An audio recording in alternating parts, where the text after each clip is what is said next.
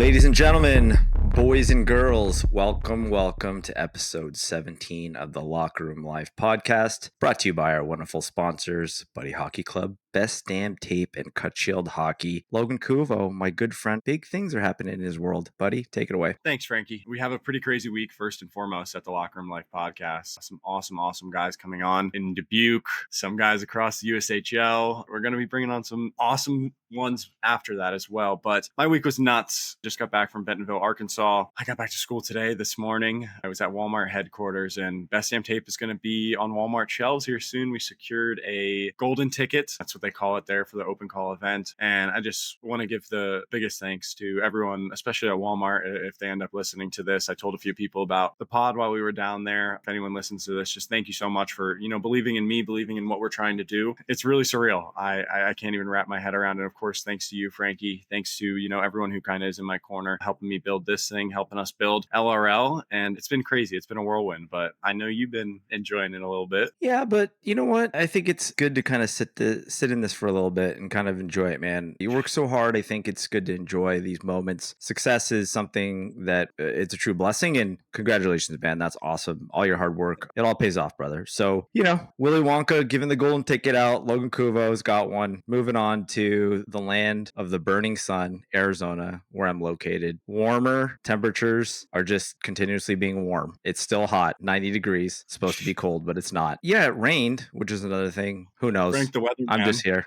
I'm just living through it. I'm trying to get through it. Life is good. We got a new collection for Buddy Hockey Club that's about to release. So we're going to release more information on that as it comes out. So we're super excited. Regular season hockey's back. College hockey's back. We keep talking about, how excited we are about hockey being back, but we truly are. This is the best time of year, Logan, and I can't wait to dive into what we got else to talk about. Yeah, man. We got some fun stuff. I know you have some awesome stuff to talk about, but, we're going to our first segment of the show, Best Damn Breakdown, sponsored by Best Damn Tape. It's been a crazy whirlwind of a week, Frankie. I mean, tomorrow for us, it'll be a week into the NHL season, and there's some big boys who scored their first goals. You had Matthew Schaefer with that greasy diving in, just burying it. And then Zeev, shout out Zeev. That's amazing. He had an absolute snipe too. Minnesota Wild, they're buzzing as well. Should be with a topic we'll talk about after this. But yeah, there were some really awesome guys. And I think Gavin Brindley as well, a part of the Columbus Blue Jackets before, but now a part of the Colorado Avalanche in a trade prior. And also Sam Renzel, stud, USHL alumni, Waterloo Blackhawks, Party Town. Shout out him and Minnesota Golden Gopher, along with Ben Kendall, Pittsburgh Penguins. So shout out you guys. It was awesome. Yeah, I mean, it's scoring your first NHL goal. I couldn't even imagine the feeling. It's one of those, it's like milestones, right? Like the hockey journey has the milestones. And I think that as you dream about it as a kid, getting drafted, scoring your first goal, like it's all milestones that are the most memorable moments. And that's what we're here to celebrate. So guys, crushing it, killing it. Can't wish anybody but the best this year. And especially in these rookie campaigns, man. I know Zeev was up and down a little bit, joined during the playoffs. And I couldn't even imagine going from college right into playoff hockey. So just being able to really take the summer and really just digest being a pro. And you're going to see a lot of changes on that level in his acclimation to the NHL game. So he's one that I'm really excited to look out for. Yeah, man. Those guys all have very bright futures. And like you said, really soak it in. But, on to the next. They already probably have played another game since then. So it's just on to the grind. And, the next thing, we were talking about it before the pod, and we wanted to get on and talk about it. But Ovi, he's going to hit 900. We all know that. Is this going to be his last season? Is he going to stick around? Does he have a little more gas in the tank? Ovi's a man with a lot of tricks up his sleeve. We've known that for a while. And, if there's more gas in there, I could really see him trying to hit another milestone, Frank. Yeah, it's crazy. At the beginning of the season, they said, this is it. Ovi farewell tour. Here we go. You get the banners, the flowers, the Subway sandwiches going to be thrown out of the stands. I mean, the whole deal, right? But I don't know. It's crazy. It's like you think of a guy like that where he loves to score goals so much. And we talked about it a little bit off air, but as every pro can talk about is when you're all done, the reason why a lot of pros make the decision to step away is because physically. And I think at the end of the season, that's why a lot of pros take that time to digest being at home, getting your body up to standard again. And then from that point on, their turnaround is quick, right? As a professional athlete, you're back on your nutrition, you're back on your training program. So the grind to get back into a season is actually what a lot of the pros, when they make that hard decision to retire, that's what it's actually is the root of it. is that they do not feel dedicated enough to go back and really get back into that physical grind to get themselves back in seasonal shape. So it's interesting though. Ovi runs his own program. I love it. We talked about it all the time. He is not a He's the guy that's best. going to be having to really have a lot of motivation other than himself, and he's an absolute beast. I don't know. It's tough. It's tough to see if they're halfway through the season, he scores 30, and they're doing well. It's tough to think that like those thoughts in his head. So what do you then pull back? Is it just like another fake Tom Brady? I'm retiring. I'm not retiring. Just kidding. Type thing. So I don't know. It's gonna be interesting to see. But he's a beast. I can't wait. I'd love to see him on. I wish that we had an NHL team here, but Coyotes, sayonara. Now the Utah See you Mammoth, later. which I'm so excited for the Utah Mammoth. That's another topic for another day. But I would love to see him in person. That's one of the players that I've always wished to see. Just longevity, man. So Ovi, you're killing it, brother. It's awesome, and all the best to Ovi and his family. I think he's going to make the right decision when the time comes. But the last topic in the breakdown, some crazy upsets. We may have jinxed them a little bit because we both said that these were our number 1 and 2 going into the season. Penn State and Michigan State. Penn State was upset by Clarkson, which is a pretty big upset in the NCAA's. Did Penn State come out at 1? Penn State came out at 1. Michigan State, the number 2, losing to UNH. So definitely some interesting upsets, and obviously they're going to bounce back from it. It's hockey, but it just shows you that, like, again, it is hockey. Anything can happen on any given night. And, the guys who are grinding and gritting after it, I think that those are the ones that are going to get the win. And they showed it that weekend. Shout out to Clarkson and UNH. Yeah, I mean, when you're the top dog, people are always looking to take you down. You're going to get everybody's best every single night. That happens on any level. That happens in any sport. Everybody ups their game because they want to say that they're the ones that took the top dog down. And Penn State, we all know the fanfare, the publicity, everything they have following them this year, they're going to get everybody's big shot. So they know that they're going to have to bring their game to the next level every single night. And it's a long season. We know that. But college hockey, man, the margin or error is a little bit smaller because I feel like if you string together a couple losses and even in some splits down the road, it can hurt your seeding for the NCAA tournament. So it's always interesting to see how guys will kind of regroup. Penn State, Michigan State, no doubt on my mind, those two clubs are stacked. Kind of brings you back down to earth a little bit, Definitely.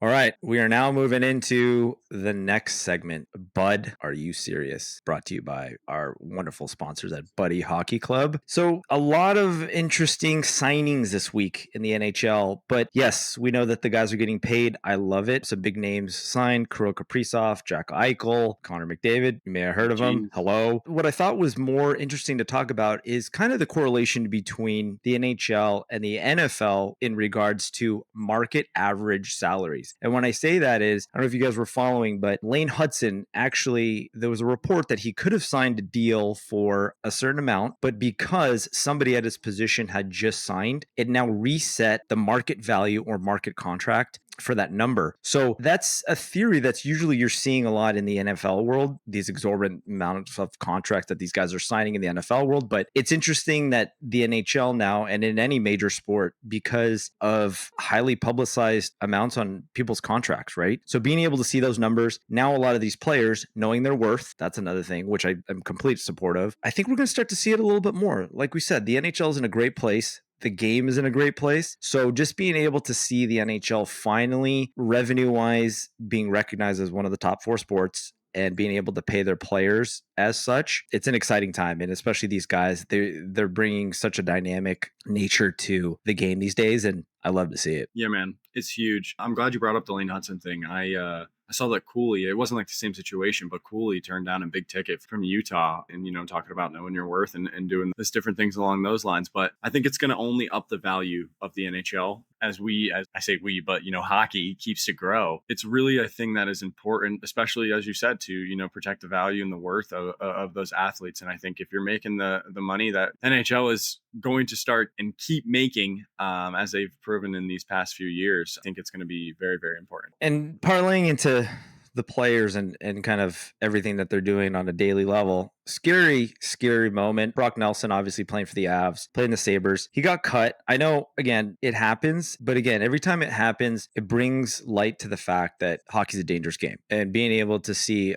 I'm glad that he obviously was okay, but just seeing an incident like that, Logan, and us as players, like we said, we walk around and that'll never happen to us, and we know everything that had just happened with a lot of unfortunate situations with skate cuts. So just when you see something like that, it's always a sobering moment because you're like, wow, people are wearing skates. They're sharp. You can get hurt doing this. Lucky we have our friend and sponsor of the show, David Nerman at Cut Shield Hockey. No, seriously, every time I see that, it scares me because It's I'm like, brutal. you always forget. And we always forget it. And that's just tells you the psyche of a hockey player. You're out there, we're wearing skates. You can get cut. It can happen to anybody. Just want to bring it up because it's one of those sobering moments that every hockey player that's listening to this can relate to that. So Yeah, I've gotten cut a few times in my career. So it's just, I didn't use Cut Shield when I was a player. So it's like you said, shout out Cut Shield, shout out all the people trying to protect these players. I think it's especially like we overlook it so much as we do it every day, consistently, nonstop, and it's just second nature. So it's definitely very important. And prayers up for Brock Nelson.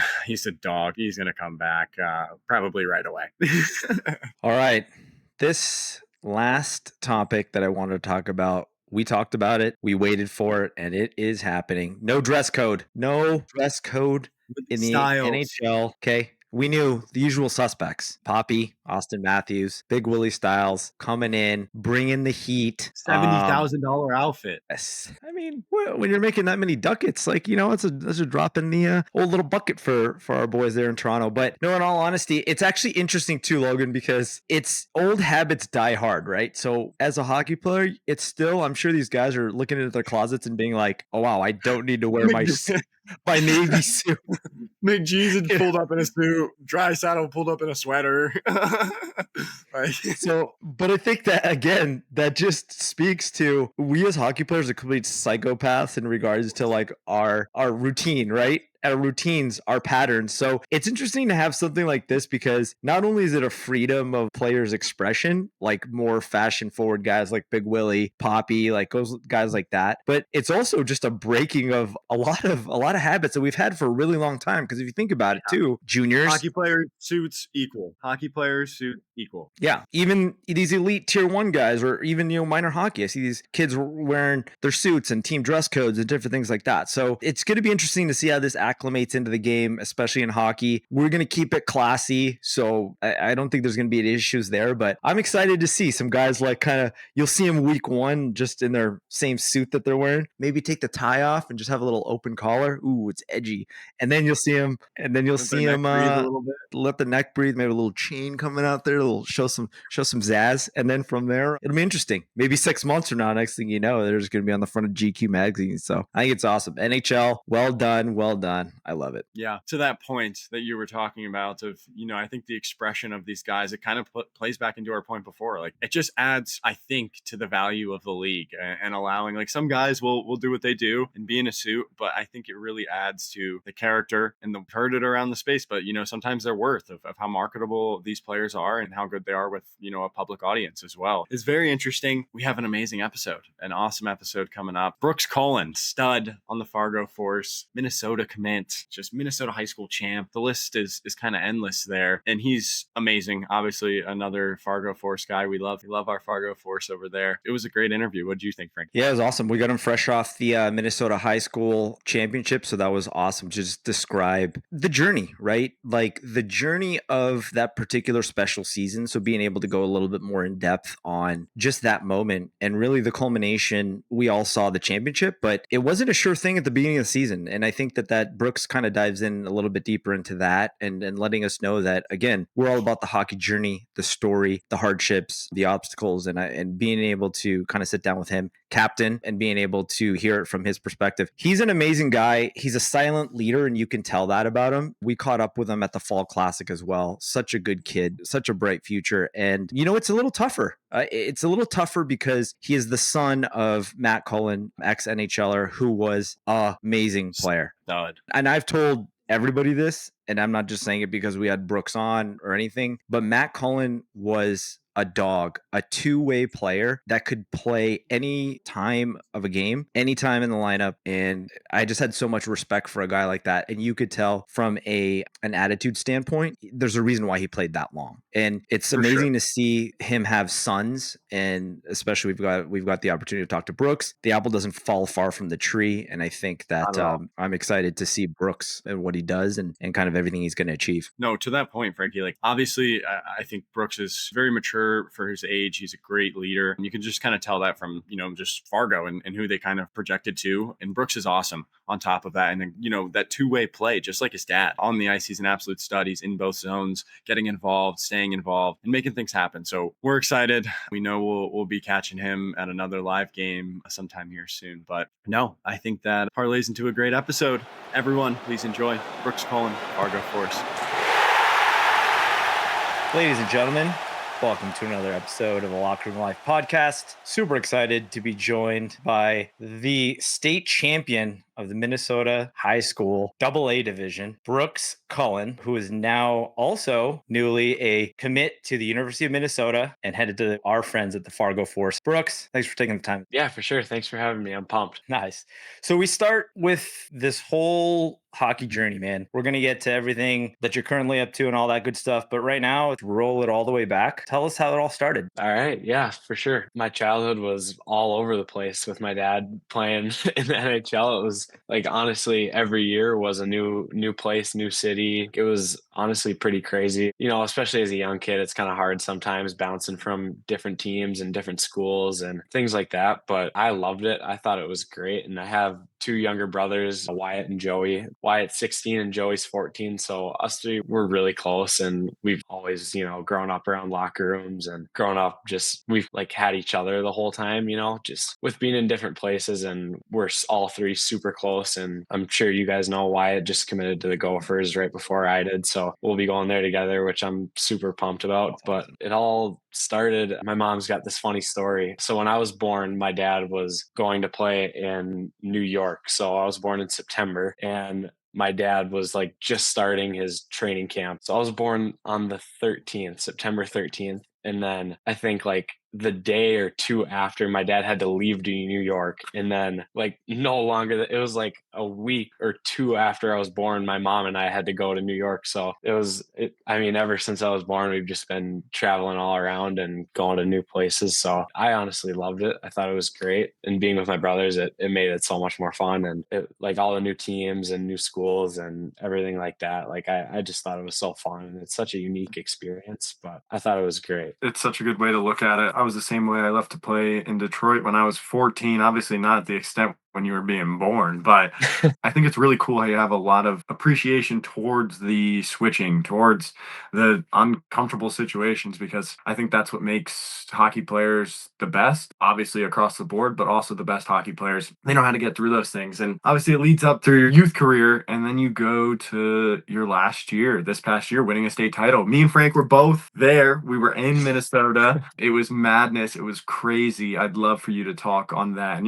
just your experience in Minnesota high school hockey. Yeah, I kind of had like a up and down high school career, honestly. Coming out of Bantams, going into my sophomore year, I had a really good Bantam year. We won the state tournament, or my last year Bantams actually. And then going into my sophomore year, I kind of had high hopes, but it wasn't like the greatest season just jumping to high school hockey. And it's such a big jump, honestly. Like you don't really think about it when you're making the jump, but looking back on it, it's pretty tough. So I didn't have a great sophomore year. I played a little bit of JV actually my sophomore year. And then my junior year was a rough year. Well, we had a good team. We made it to the state tournament and we lost in double overtime to Edina in the quarterfinals. That was a crazy game. That game was unbelievable. I remember playing, and by that time I was back on the team. I was done playing JV. I just remember when we were losing and all the fans started to leave the building because we were down like 3 goals, I think, something like that, with not like a ton of time left. And I just remember we scored a goal and like slowly you'd see fans coming back in, and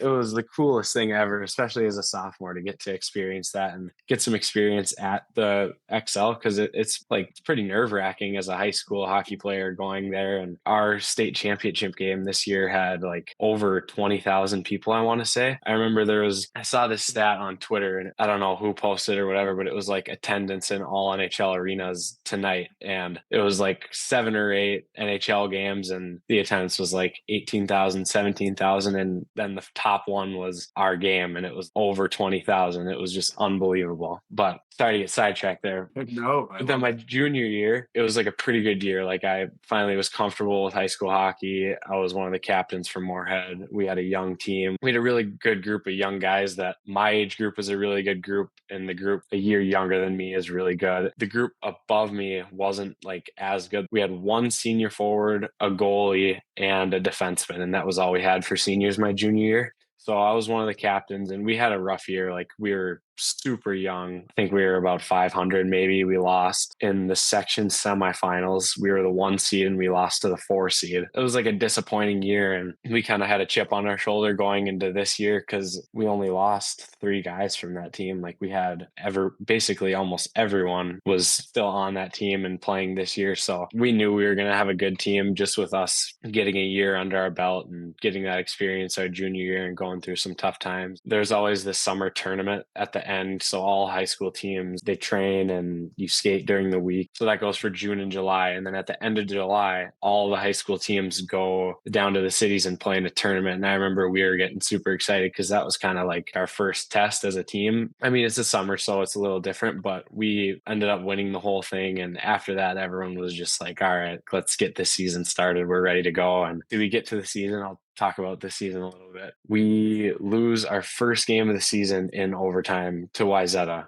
I remember that game because those games down in Wayzata, I don't know if you guys have ever been to those. It is crazy. Like it's like this tournament over Thanksgiving. It's us, Edina, Maple Grove, and Wayzata. You play 2 games, and then it's not like an actual tournament. It's kind of more like a showcase. But we always play Wayzata in the first game, and it's the first game of the season in Wayzata, and that rink is crazy. They get so many people in that rink for a high school game. I think we had 3 sophomores on our team this year. I remember them just being so nervous before the game, and all the older guys, we were just trying to like tell them it's just another game, but it's so cool, that rink. So we lose that game, and then I remember going back to the hotel. Me and Mason Kraft are always roommates because we've grown up together, playing together, and we're really good friends. So our coaches kind of knew that, and we've always roomed together from our sophomore year up. And I remember we were just talking before going to bed because, I mean, after games, it's kind of tough to get to sleep and you still got nerves and obviously disappointed after losing. And I remember just talking and we were kind of just rambling a little bit, but it was just, do we think we're going to really be that good? Just like a little bit of doubt. Because, we think we're going to be so good going into the start of the year and then get a little shaken up in the first game. And it's just, are we really as good as we think we are? I thought it was really good for us to lose that game. After that game, it really sparked us. I think we got, the regular season is 25 games and we went on a 22 game win streak after that game. And that was unbelievable. We played some of the best teams and we played really good. We beat Edina twice, St. Thomas twice, and those 2 are both top 5 teams. We had a lot of other really good games that, I mean, I'm just not going to go through all of them individually, but we had a lot of good teams. We had one of the hardest schedules in the state to go on a 22 game win streak. I think it actually tied the longest win streak in Moorhead High School hockey history, I want to say. I think it tied it. Yeah, so that was like unbelievable. We were at like an all-time high. Every game was so fun. Just being in the locker room was awesome. Like we had such a good group of guys. Even before practices, everyone would be there so early and tape our sticks, hang out in the locker room, just talk about the day. It was such a fun team. And then so after the 22 game win streak, we played Rogers at home. We tied Rogers 2-2. They're a really good team. We didn't really match up well against them. Their top 2 lines were a lot of quick, really skilled forwards, and their defensemen were all really big, heavy, shut down D. And they played really good and they were a good team, and we didn't have our best and we tied them, and that was kind of rattle us a little bit. We were obviously hoping to carry the win streak through the season and go out with 1 loss, but it's not the way it went. And then a couple days later, we went down went to Hill Murray, and they were the number 2 team at the time. We hadn't played them all year, and we were the number 1. And that was honestly like maybe one of the best games in high school hockey in a long time. It was 8-7 overtime. We lost. That rink. Have you ever been to that rink, the Hill Murray rink? I actually have been to that rink. Oh, there's only a few that I've been to, and that's actually one. I'll tell the story later on, but that was a guy that I played with in Des Moines, actually played for Hill Murray as well. Oh, nice. Yeah. But like, the size of that rink is huge, and Yeah. it was sold out for our game. Like, it was unbelievable, crazy crowd. And obviously 8-7 overtime game is pretty exciting to watch and play in. Losing that game, I remember just being in the locker room and everyone was like super disappointed. And you know how it is. We were thought to be the top team by like a good amount, and then to lose to the number 2. And then after that game, everyone has Hill Murray as the number 1 behind us. It wasn't like disappointing. It was just like annoying in a way, if you know what I mean. It kind of rattled us a little bit. But after that, losing that game right before playoffs, similar to after losing the Wayzata game, it really sparked us after that. We're not going to lose a single game in playoffs. We're going to go all the way. So that regular season was like the most fun I've ever had playing hockey. Obviously playoffs too. That was pretty special. I'll get into that, but it was unbelievable. And to do it with like that group of guys, because we grow up together. We play youth hockey all the way up together, and we lost a couple guys. Like Sam Larillo went to the NTDP team. Garrett Lindbergh went to the NTDP team. My brother Wyatt would have been a sophomore this year. He went to NTDP. So like we lose guys like that, but in Moorhead, it's kind of the next guy up mentality, and we have a lot of really good players in our program that can step in and play big roles. So it was like an unbelievable season. And then we get into playoffs, and sections is sections. Sometimes it's just not the greatest. Some teams just aren't great, especially as the 1 seed out of the northern section. It's kind of the first couple games aren't great some years. This year, our first game wasn't great. We played Brainerd. And then our second game, our semifinal game, we played Elk River, just like we did our junior year. And that was a game, like for all of us older guys, that we were like, we're not losing this game. Like there's not a single chance that we lose this game. So I remember that was maybe the most, not like I get ready for games differently, but that game I was probably the most ready for. There was no way we were going to lose that game. So we get past that game. They have a really good goalie, and we had a close game again with them. I think it was 5-2 or 4-2 or 4-1, something like that. Probably a little closer than we would have wanted, but that was a really good game. And then we get to the section finals, and Bemidji had a good team. They were like really hard to play against. They had a pretty good goalie, and we beat them. It wasn't a bad game, but we didn't have a great game against them during the regular season. And I think we won 3-1 with an empty net. So like they were a good team. They played us like really hard. And obviously Bemidji versus Moorhead, that's a tough game. Like they're going to work super hard. And I just remember before the game, during off-ice warm-ups and everything, like we had such a good team energy. Like we were all laughing and having fun, and obviously we weren't messing around and not getting ready for the game, but everyone was feeling good. So we get out there, and to start the game, first shift, we score 15 seconds into the game. After that, it was just, we were just on the gas from there. We weren't going to lose that game, and we ended up winning 8-1. I thought it was one of our better games of the season. We played really good, and that was a pretty cool game too at the Ralph in Thief River Falls. That was a good game. That was fun. And then state tournament, everyone's super nervous. It was such a cool environment. I remember before the tournament started, when the seeding came out, we got Lakeville South. We drew Lakeville South in the first game, and we kind of thought that we would rather play Andover. It was between Lakeville South and Andover to get the 7 and 8 seed. And we played Andover during the year. We played good, and we beat them pretty bad. So we were kind of hoping to get them, because we kind of knew Lakeville had a good team, and they were like a sneaky good team, and we hadn't played them that year. So we drew Lakeville, and we're like kind of scouting and getting ready for that game. And they had a really good team. That was not like scary, but sketchy game. They were like leading us for a good amount of the game. I'm good buddies with him now, actually, because we both came to Fargo after the year, and we're really good friends now, and we joke about it all the time. But I just remember him having the hat trick, and I honestly don't remember like the score period by period. Crazy game, so close, and they were so good, and their goalie played really good. And then we get down to the last I want to say like minute of the game. We had tied it not that long ago, and then we got a power play off of it was like a D-zone face-off play where we like chip it off the glass and fly a guy, and then he got hooked. So we got a power play with like a minute left, and the game was tied, and we called a timeout. And I just remember talking to Mason Kraft, and we were just saying to each other, like, there's no way we're not scoring, and like we're gonna win this game because we had unbelievable power play. Actually, we had the same exact power play my junior year as we did my senior year. So we were really good together. We knew each other so well, and we just worked really well together. And when we got power plays, we didn't miss very often. And then I think we scored almost right away on it. We think we scored with like a minute left.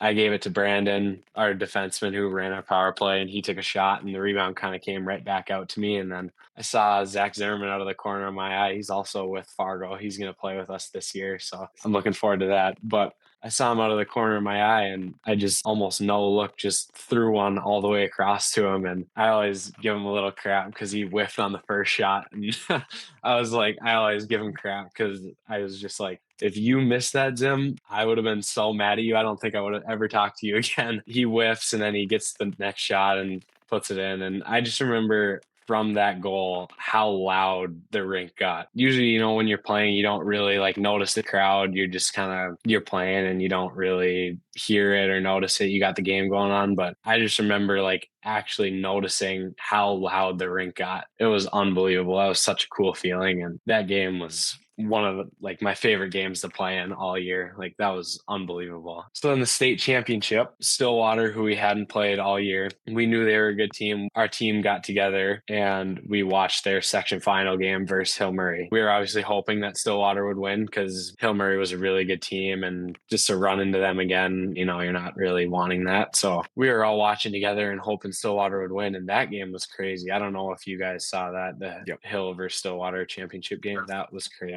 I don't know, do you remember what the final score was? It was overtime, wasn't it? Yeah, it was. I forget the actual score, but yeah, it was overtime. We had been watching that one we were at the hotel at the time, and we were just like jumping out of our seats. Yeah. That was a crazy game. And I remember our team we were pumped, obviously, because that means we were getting the number 1 seed at the state tournament, and we would get first change, which is such a big advantage, especially for our team, because we had a really good offensive line. And then my line was really good. We would play against other teams' top lines, and like we'd shut them down and create our own chances. So we had like really good matchups to match against other teams. Like especially like Edina, like my line would play against Mason West. The other line would play against their next line. It was such a big advantage for us. So we get to the state final and we're watching some film on Stillwater. And I just remember kind of thinking that they weren't that good, honestly. They were good. They had skilled forwards. They had a couple good lines. But I just remember watching film and we were kind of breaking it down, and all of us forwards, their D are just not great. They're big and pretty good defensemen for high school hockey. They're big and they can shut you down if you don't move fast enough. But we were just like, we got to play low hockey here. We just got to move the puck down low and work these D, and they'll get tired out and they won't be able to hang with us. And I just remember going into that game with probably the most confidence out of any of the games that we played at the state tournament. And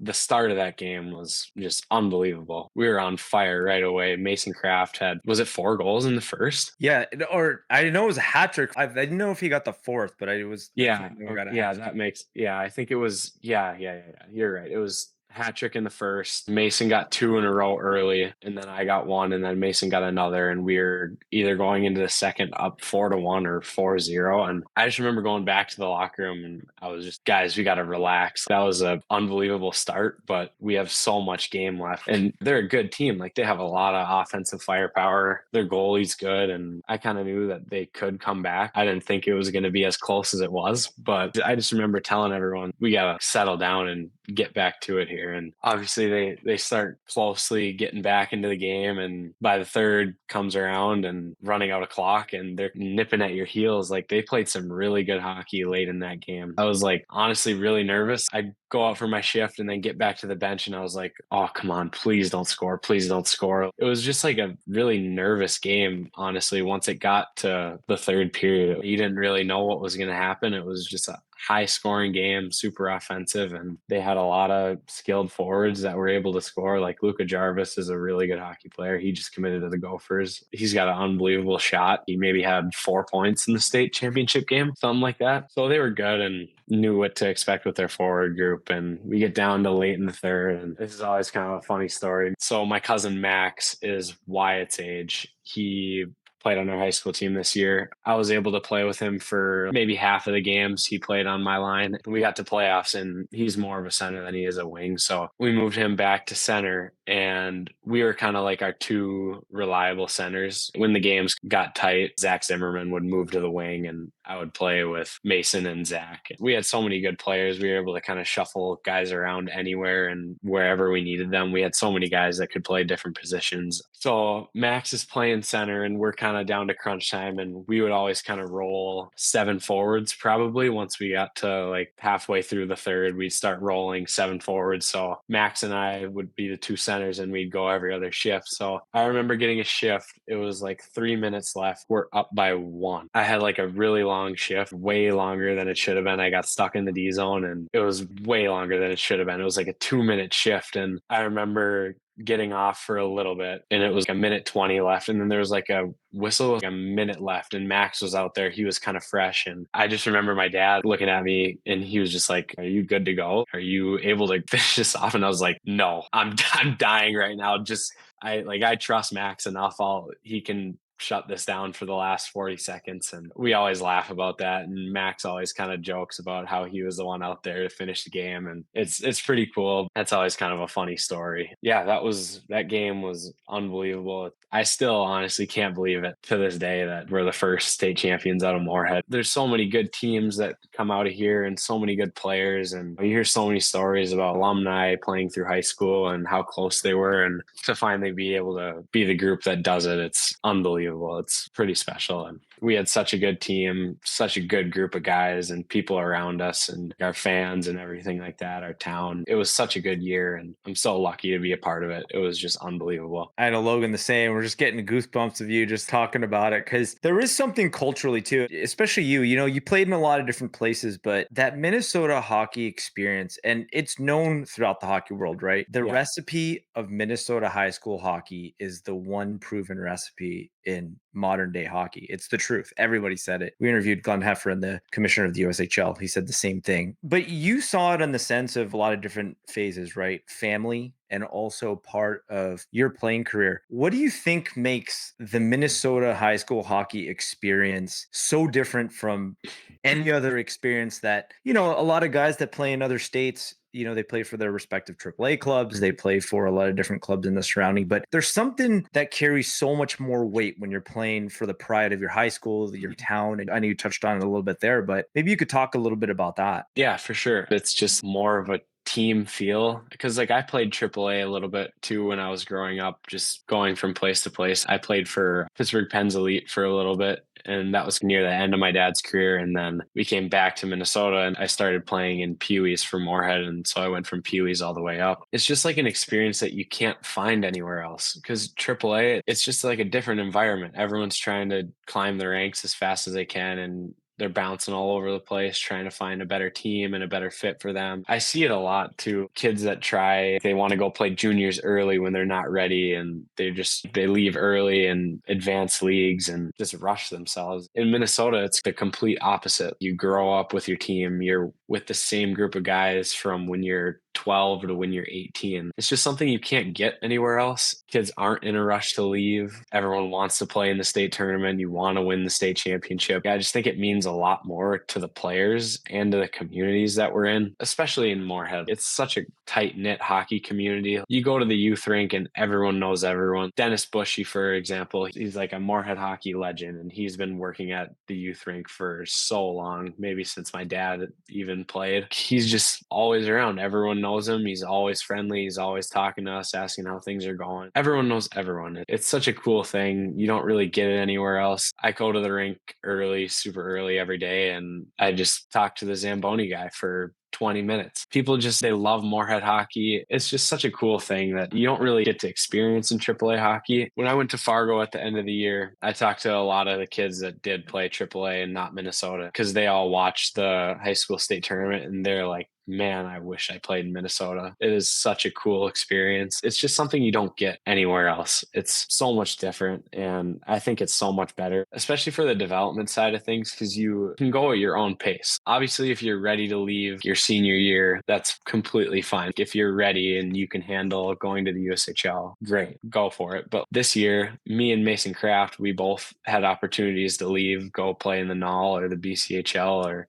our USHL teams, and we wanted to stay. And I know we kind of had talked about it a lot in the summer because Mason was deciding about whether to stay or not. I was kind of deciding about if I wanted to go play in the NAL or not. It was such a good choice for us both to stay. Mason Kraft had an unbelievable season, one of the best single seasons in high school hockey. He put up close to 100 points and won Mr. Hockey, and I had a great year, and obviously winning the state championship. I just think it's so valuable to play in Minnesota high school hockey. It's just something you can't get anywhere else. I mean, you hit all the right points. Ever since I was a little kid, I mean, always you're watching the Minnesota hockey tournament whenever it's on. Like, no matter where you are across the country or around the world, it's definitely the finest crop of athletes and people. Everyone I've met has been unbelievable. You know, to get a little bit away from that, describe your game. A lot of people say that I play like my dad late in his career. I'm a 200-foot center. I'm really good in the defensive zone, and I can create a lot in the offensive zone. I do a lot of the really small things really well. Like, I'm really good at faceoffs. I can kill penalties great. I thought I was maybe one of the best penalty killers in the state. And then when I came to Fargo, I was put right away on the penalty kill. And I think that's one of my biggest attributes, just being like a complete 200-foot center. I think I have a really high hockey IQ. I work on my speed a lot. That's kind of been one thing that's kind of hindered me a little bit in the past, is just not being fast enough, but I've improved on that a lot. And I think I wouldn't say like really fast now, but I'm a lot faster than I used to be. For me, it's just kind of been like improving my offensive side of the game. That's kind of been one of my main goals. I've always kind of been a defensively responsible center, but I kind of want to develop into like a more well-rounded center and be able to create more offensively and get a few more points and things like that. So I'm hoping for this year to get after that a little bit and see the offensive side of my game develop, because playing in Fargo at the end of the year, I was able to like get a feel for the league. I thought I played pretty good. I played third line center. I was just played a role, played on the penalty kill, but I thought it was super valuable to kind of get my feet wet in the league. And now I'm going into this season with so much more confidence. I feel like I'm going to have a great season, and I'm just really looking forward to that. Just building my offensive side of the game. And I think I'm just a really good, complete 200-foot center. Brooks, we got to give you a congratulations. Also, you won the Per Brooks Award this year. It's actually a pretty cool award. I think it's a fully encompassing award of yourself, but also your characteristics, which I think is more a character award. So congratulations, man. That's awesome. I know that's Thanks. That's a big one to win. And of course, cap off an amazing year, an amazing high school career. So that's rad, man. Yeah, for sure. Want to parlay into the next steps of the USHL. In that little sample size that you got of playing in the league, what did you kind of step away from into the summer, which I'm sure you're bringing into your regimen of this year? This kind of points of focus for me to, really dominate next year. Yeah, it's kind of like I touched on a little bit. I've been working on getting faster all summer, because for me, the faster I can be, the more I can use my IQ and everything like that. And it all kind of comes together for me every time. Every time I jump from Pee-wees to Bantams to high school to USHL, like I always kind of take a little bit to get used to it. And for high school, it took me a whole season. But I think for Fargo, like having that little sample size, like I think I'm used to it and I think I'm ready to go. Like I think it's going to be a great start to the season. I've really done a lot of work this summer on building my offense, and I think it's going to be a great start to the season and a great year. And actually, our first game of the season, we play the NTDP 18s, which is my brother. So that's going to be super fun. Our whole family's coming to that one in Pittsburgh. I'm really looking forward to that. We kind of trip each other back and forth, and it's pretty funny. We're getting ready for that one. Is it at the Fall Classic? Yep. First game of the season at the Fall Classic. Yeah, we're interesting. Super pumped. Interesting. We're going to be there. Yeah, we're going to be there. We're going to be there, That's buddy. awesome. That's awesome. We're going to do it. We're going to do it in person. It'll be an absolute blast. No, and I think it's awesome. I mean, Fargo is just such a top tier program. They are absolutely unbelievable. They are arguably the best program in the USHL right now, just with feeding the athletes that they have and the facilities, just everything about it is so cool. And to really dive more into the USHL, do you think that this year, do you think that it's going to be this year and then head off to college? Or are you going to kind of take the same approach with, hey, I'm going to take my time. I'm really going to dominate this league and then make my jump from there? I've had conversations with the coaching staff. We've talked about it a good amount, obviously. And if I have a good year and I'm ready to go in, I'll go in. But if I'm not ready, it'll just be like a mutual conversation. It won't be one side or the other forcing something, just a conversation that we'll have. And like, I'll talk to my dad. Obviously, he knows a ton. It'll just be a conversation we have. And if I'm ready to be a good college hockey player and contribute to the Gophers, then I'll go in after a year. But if not, I'm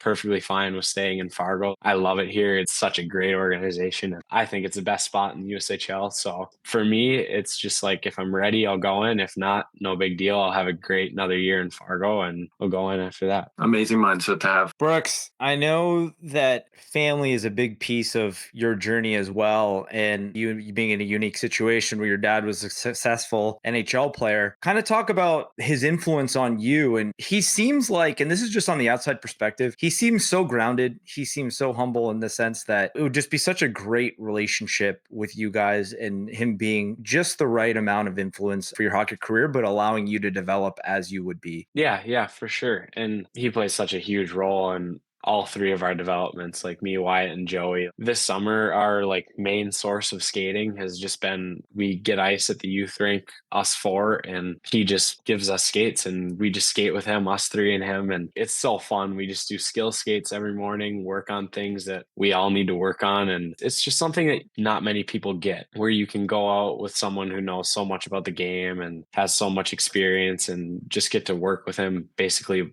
one-on-one with your brothers. It's unbelievable. And just growing up, I've only had a couple years without him as my coach. In Pee-wees and Bantams, he was my coach. Actually, Sam Larilla is same age as me, and we played together growing up until he went to US, and his dad and my dad are really good friends, and those two coached us growing up. Once I got to high school, my sophomore and junior year, I had John Ammerman and Tony Kunka as my coaches, and they're great. I love those two. They're unbelievable. And then my senior year, my dad came into the high school and helped coach, and John and Tony were still there, but just to have my dad there was unbelievable. Just the amount of knowledge he knows of the game and everything he brings. Like, I think he was such an important part of this state championship season. Just everything that he brought to our team was unbelievable. Like for me, Wyatt and Joey in the summers, to just get to work with him, and he knows exactly how we all play inside and out, and he knows what we need to get better at to get to the next level. And it's just so valuable because you don't really get that anywhere else. And so I just think it's like unbelievable.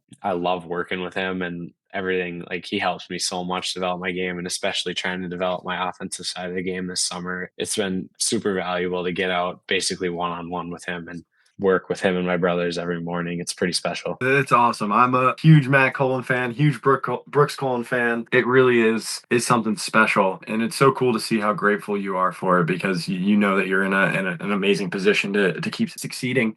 And it's just absolutely awesome. And one thing I'd like to ask you, I mean, past, skills, everything like that, has he played a role in more you as well? What are some things that during pressure situations, pressure moments, that you take advantage of, or you need to make sure that it happens? For me, growing up, I was able to remember a lot of the stuff growing up from when my dad played, and we were fortunate enough to be able to be around NHL locker rooms and just see how they go about their everyday lives and go about their business. And I learned a lot from my dad growing up, because later in his career, he was a really good leader for all of his teams that he was on. And I think I learned a lot from him and to how to be a leader. And that for me is really important. I was able to lead my junior and senior year. I was able to be the captain, and that was pretty special, especially in Moorhead. Like, there's only less than a handful of guys that have ever captained for 2 years in Moorhead. It's a pretty special honor to get the C in Moorhead, and especially for 2 years. He taught me everything on how to be a leader and be a good teammate. And I think that's like one of the most valuable things for me, because I'm hoping this year in Fargo to step into a leadership role. Even though I haven't had a lot of experience in the USHL, my qualities as a leader are really valuable. And maybe I won't have the C, but I'm hoping to get a letter, and that's one of my goals. Things like that you learn growing up and kind of carry with you. That's what I think is super valuable. And that's something I'll carry with me the rest of my life. Just being a good person and a good leader and a good teammate. Like it's so valuable, and it helps your team so much too, just to have guys like that around. And even if you're not a captain of your team, to just be a good teammate and be a guy that people want to be around, it's so valuable. So I'd say that's probably one of the most important things that I've learned growing up and through my career. No, that's awesome, man. The biggest thing that we're trying to preach also is, especially us as players as well, we're biased. Hockey players are just different. Characteristically, we're different. Ethically, we're different as well. And just being able to, we're built in a different way in the sense that we're so grounded and humble for what the game's given us, but just being able to work as hard as we can to achieve goals, but then being so thankful and humble for the people that helped us along the journey, but also our current teammates, and just being the best representation of ourselves and the clubs that we play for. And I think that's awesome, man. You're younger, but you're so humble in regards to what you've done to this point. And with that being said, you made a little bit of waves in the hockey world for your commitment to Minnesota. So how much you want to talk about it, you can, but you originally were going to Michigan State, and then you decided on Minnesota. A little bit of light on what kind of changed your mind. Yeah, I'll get into it a little bit. I won't get fully in depth with it. So going through it before my senior year, I was going through the process kind of on my own. Why I wasn't old enough to talk to colleges yet. So I was kind of going through the process on my own, and it was tougher because, you're still a young kid. Like, you're 17 years old making this huge decision in your life. Like, where are you going to go to college? What's the best fit for you hockey wise? It's such a big decision. And it came down to Michigan State and Minnesota actually when I was deciding my first time. And I had a lot of really good advice from close people around me. I love Michigan State. I love everything about that place. I love the coaches. I love the facilities. It was unbelievable. And I had a lot of people telling me that it was a great spot. And I love Minnesota. And honestly, I told my dad this because I would talk to him more than anyone going through this. Because he would ask me some mornings when I woke up over breakfast, he'd just be like, if you had to pick right now, where would you go? And some mornings, I honestly couldn't give him an answer. Minnesota and Michigan State, I loved them both. It was honestly 50-50 for a long time. And I wanted to commit before my senior year. That was always a goal for me. I kind of set that in my mind that I wanted to do that. I had a great high school elite league in the fall before the senior year. Got a lot of attention from colleges. It was super fun experience. Picked Michigan State, and I love those guys, and they're awesome. So then Wyatt starts going through it. Obviously, he's at the NTDP program. He gets a lot of college attention. He has a lot of great colleges to pick from, and he gets down to it, and he's down to Michigan State and Minnesota. We're kind of going through it together at this point. He's talking to me about it, and he's talking to my dad and going through it, and he goes and visits both places, and he loves Michigan State. He loves Minnesota, kind of in a similar spot that I am. And for him being in Michigan, it was, I want to be closer to home. I want to play for the Gophers. It was a really good fit for him. It fits his style, and he loved it when he visited there. The coaches are awesome. I love those guys.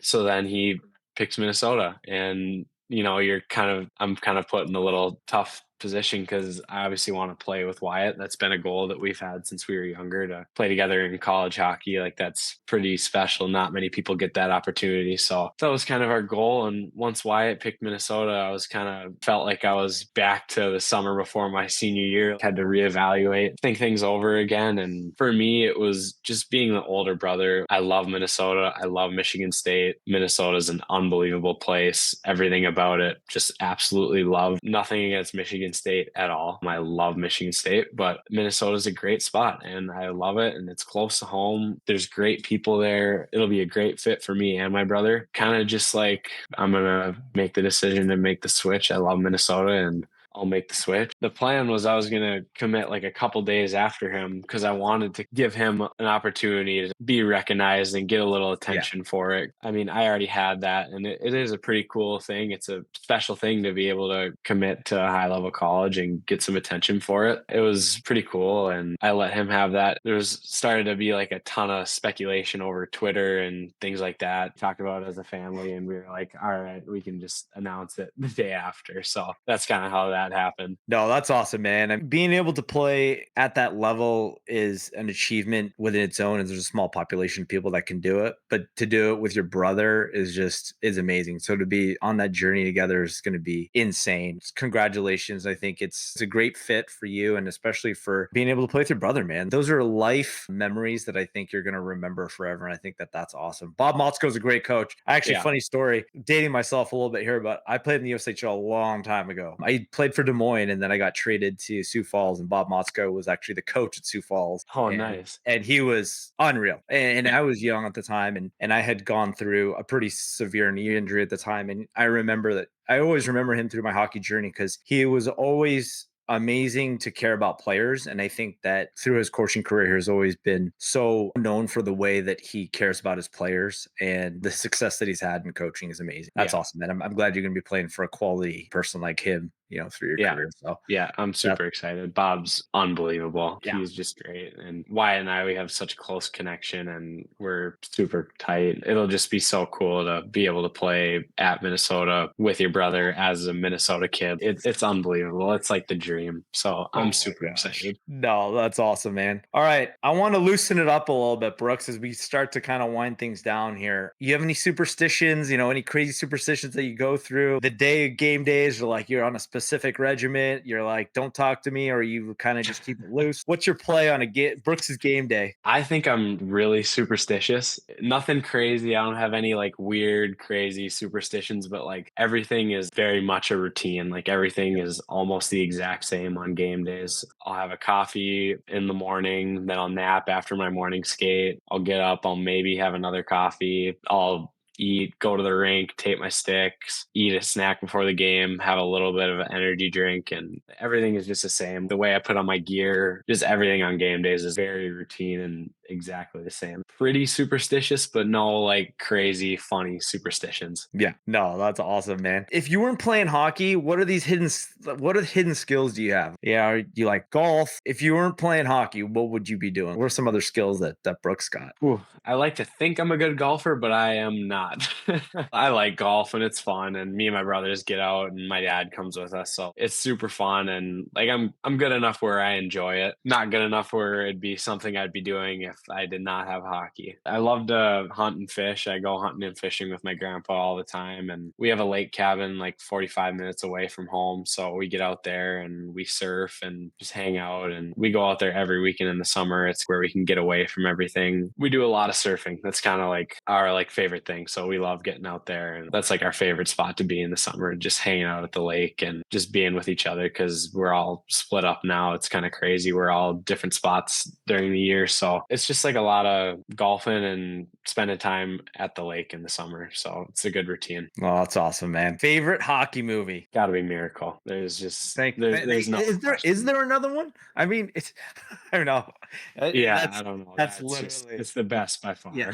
Yeah, I know. It's like whenever at any time, Miracle is the go-to. But Yeah. no, it's awesome. What's your pre-game meal and then snack? The meal I have the night before is it's almost always chicken and pasta. It's either chicken and pasta or rice and chicken, something like that. And then it's actually pretty funny. I kind of got on this routine during the season and I have breakfast and then go morning skate, and then I'll actually pick up Noodles and Company. So I'll have Noodles and Company before I nap. And then after I nap, I'll just have like a little snack, maybe like a little bit of pasta or something like that. And then right before the game, probably like an hour and a half before the game, I'll have a Jimmy John sandwich and drink like a half of an energy drink. And that's the routine. That's kind of what I eat. Yeah. So I got a question for you with the superstitions, with all this. If you have a bad game, are you making any changes, or you're just like, this is my routine, I'm riding it? And this could go all the way from tape jobs, little different things, equipment wise. Do you change things if maybe you didn't play as well, or are you just like, look, this is this could be fixed, I'm just riding with it. I almost always change something small, make a little small change. It's nothing too crazy that doesn't mess up the routine, but something just to change it up a little bit. Like I'll get a different flavor energy drink or something like that. Just something super small to change it up a little bit, get some more luck. So that's it. Brooks, we're complete psychopaths. Hockey players are just in a world of their Yeah. own. It's Yeah. insane. All right, man. As we wind this down, I want to know, like, life legacy. Like, at the end of it all, what do you want to be remembered in your hockey journey, and what do you want them to be saying about Brooks Cullen? All hockey players want to be remembered for their career. Everyone wants to have a successful NHL career. And obviously that's one of my main goals is to be a successful NHL player. But I want to be remembered for like my leadership qualities and how I was as a teammate and a person. And maybe when I'm older, if I coach or do something else in hockey, how I am as a person with other people, just a good person, someone people want to be around, like a teammate people want to be around and a leader people want to have. That's kind of what I want to be remembered for, along with having a really good NHL career and being a successful player. No, that's awesome, man. I mean, we've been blessed, with a lot of amazing people on this podcast thus far. A lot of players, a lot of people that are in hockey, but there's those traits that we all share. And your leadership, your humbleness, you deserve everything that you've gone to this point, man. I can't wait to see what